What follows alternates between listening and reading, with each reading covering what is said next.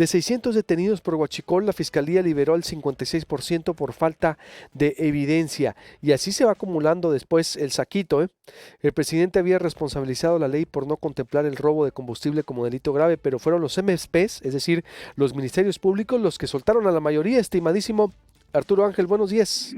Hola, ¿cómo están? Muy buenos días. Un gusto estar con ustedes. Igualmente, a ver, ¿de qué se tratan estos datos obtenidos vía transparencia? ¿Fueron los ministerios públicos por falta de pruebas los que están soltando a huachicoleros y así se llena el saquito?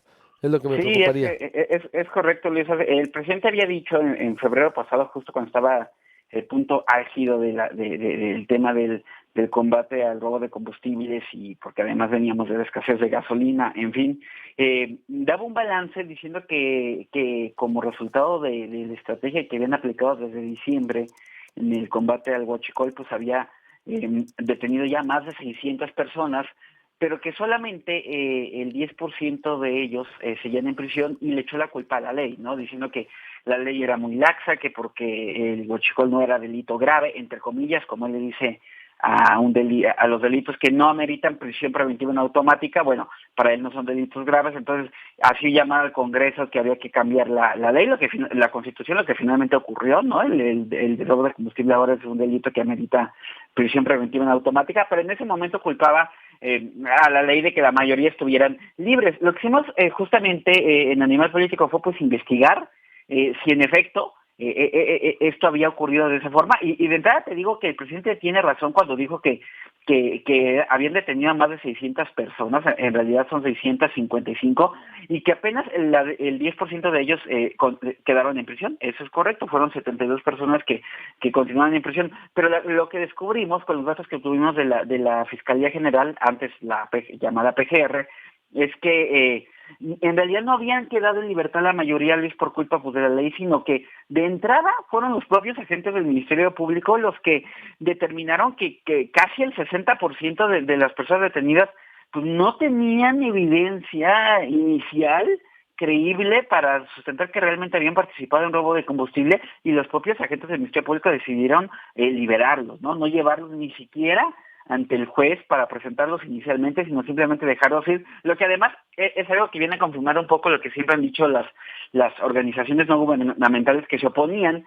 al tema de la prisión preventiva automática, pues dicen es que la puerta giratoria no está en el tema de los juzgados, está desde las agencias del Ministerio Público. Ojo, no estamos diciendo que el Ministerio Público haya hecho bien o mal, eso no lo sabemos, porque pues evidentemente si el Ministerio Público le llevan a una persona detenida y no hay indicios de que el detenido haya cometido lo que dicen que hizo, pues está en toda su facultad y derecho de dejarlo libre. Pero bueno, de entrada el 60% quedó libre ahí, y luego de los 655 detenidos, finalmente solamente fueron 215 fueron 281 los que terminaron llevando al juzgado, o sea, digamos que prácticamente menos de la mitad, y de esos, además, todavía los jueces terminaron liberar a más o menos 70 de ellos porque el juez consideró que no había indicios suficientes para abrirles proceso a estas personas. Es decir, en síntesis, Luis, prácticamente 2/3 de los detenidos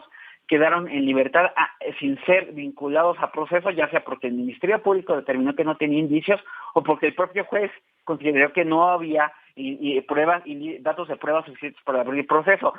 Si en ese momento ya hubiéramos tenido el robo de combustible como delito grave, entre comillas, como insisto, le dice el presidente, es decir, que fuera un delito de prisión preventiva automática, hubiera sucedido lo mismo, hubieran quedado libres de todas formas, porque para que te finquen la prisión preventiva automática, pues primero tienen que vincularte a proceso, es decir, tiene que haber indicios de que tú cometiste el delito, de que te están acusando, para entonces pasar a la medida cautelar. De ahí que creemos lo relevante de estas cifras que vienen a confirmar que realmente el tema de por qué la mayoría de los detenidos quedan libres en muchas situaciones no tiene que ver con el tema de la medida cautelar, sino tiene que ver con que se detienen a personas sin los indicios suficientes o que los ministerios públicos por alguna razón no están considerando tener los indicios suficientes para llevarlos ante el juez. Pueden ser detenciones mal hechas o que hay deficiencias en la investigación, pero el hecho es de que la mayor parte de estos detenidos por huachicol ya están actualmente libres y fue porque no había indicios para sustentar que realmente fueran huachicoleros. ¿Qué dice todo esto? Es decir, que faltaría entonces mayor trabajo o es decir, me preocuparía que se fuera llenando otra vez el mismo vicio que se ha hecho con las autoridades siempre, ¿no? Que detienen, se anuncian acciones, detienen a muchos y después por falta de pruebas, disculpe usted, ¿no? El tradicional, disculpe usted, Sí, Arturo. afortunadamente ahora estamos en un sistema penal actual que a diferencia del anterior, Luis, no permite que detenciones tan frágiles se materialicen en que una persona quede encerrada durante mucho tiempo, ¿no? Por lo menos estamos ahora, la verdad es que hay quienes tienen mucha tentación de regresar a lo que pasaba antes, pues porque sucedía justamente lo que tú decías, se detenían a personas a las que acusaban de no sé cuántas cosas, pasaban como 4 o 5 años presos en condiciones que nadie sabía porque nada era transparente y al final de cuentas terminaban libres, como tú dices, con usted disculpe, usted no fue, ¿no? Gracias a amparos, estas personas salían libres y los que no tenían recursos para tramitar amparos, pues ahí siguen en prisión, muchos sin sentencia, ¿eh? Entonces, pues mira, yo creo que lo que hace falta de entrada, pues la capacitación y la formación de los policías. Suena disco rayado, pero es que los especialistas que hemos consultado nos dicen que no hay de otra, que hay que invertirle a las policías municipales, empezar se quiere empezar siempre desde a solucionar todo desde arriba, desde moverle a la Constitución o desde crear siempre un nuevo cuerpo maravilloso de seguridad que venga a solucionar todo. Y no, la verdad es que donde hay que empezar es con los policías en tierra y desde ahí fortalecer, pues evidentemente, el aparato de investigación que son los ministerios públicos para que entonces tengamos detenciones de personas que sí sean las que cometen el delito, porque tampoco es que vamos a tapar con el sol con un dedo. Muchas veces cuando hay una presión política importante o algo, se empiezan a hacer un montón de detenciones que luego uno ya no sabe si realmente son o no son. La cosa es arrojar una cifra de detenidos. Entonces te diría que las policías tienen que estar capacitadas para atender oportunamente los delitos que se cometen, detener a las personas que lo hacen, pero además saber sustentar bien ellos desde un inicio cómo hacen su detención, para que entonces el Ministerio Público no tenga pretextos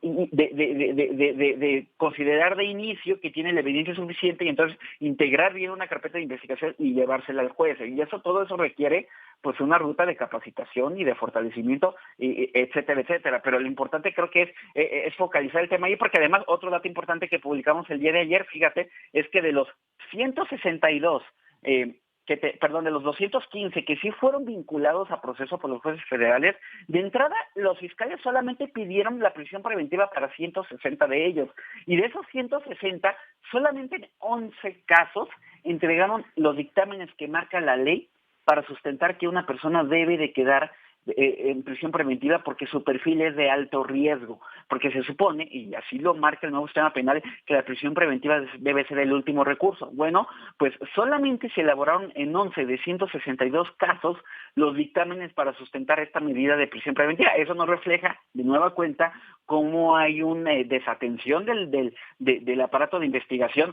Claro, ahora como ya es de prisión preventiva automática, pues ya no necesita la autoridad justificar nada, porque con que el juez te vincule a proceso a la persona que le llevas detenida, pues por el tema de robo de combustible y de otros delitos, pues ya en automático se va a quedar en prisión, pero aún así hay que lograr que el juez lo vincule a proceso, y para eso se requiere presentar indicios suficientes, que en este nuevo sistema penal deben ser indicios sólidos.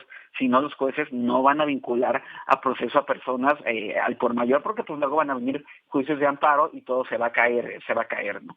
Te pregunto, traes una cifra muy buena ahí de los estados. Sonora está en el cuarto lugar, 35 detenidos. Puebla en el primero, 45. Querétaro 42, Guanajuato 40, Veracruz 24. Sonora está entre los cuatro detenidos con mayor detenciones de Huachicol. ¿Tienes ahí a la mano para cerrar cuántos fueron liberados, por ejemplo? Sí, mira, en el caso de Sonora, déjame ver exactamente que estoy abriendo, fueron 35 detenidos, y de esos 35, 7 quedaron en libertad, fueron liberados por los ministerios públicos federales que están en el estado de Sonora, y finalmente los que quedaron vinculados a proceso fueron 21 de estos 35 son los que finalmente quedaron bajo proceso penal, y de esos los que quedaron detenidos y están en este momento pues en prisión preventiva.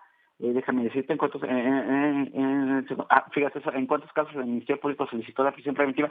La solicitó en 13 casos, solicitó la prisión preventiva, y 5, déjame decirte en cuántos, solamente en 5 casos el juez consideró que era válida la solicitud de prisión preventiva. Es decir, de estos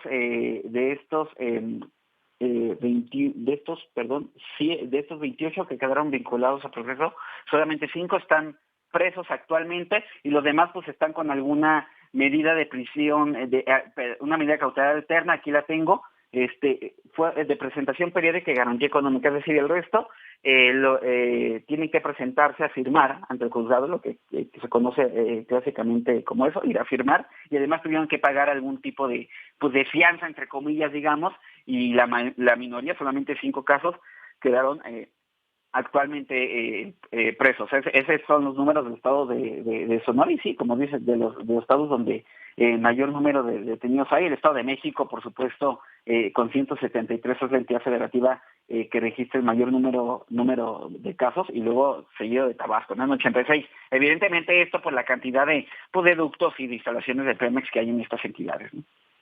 Me había ido entonces con los siguientes, con mayor registro de detenidos por presunto robo, bueno, bueno, con personas aseguradas, ¿no? Pero que está Uh-huh. ahí la matemática. Te agradezco mucho como siempre, Arturo, y estamos en contacto. No, ustedes que tengan muy buenos días. Igualmente, buenos días, ahí está sobre lo que está ocurriendo. Sonora anunciaron hace unos momentos en la conferencia de prensa nacional otro número ahí también que pues está de alguna manera fuerte.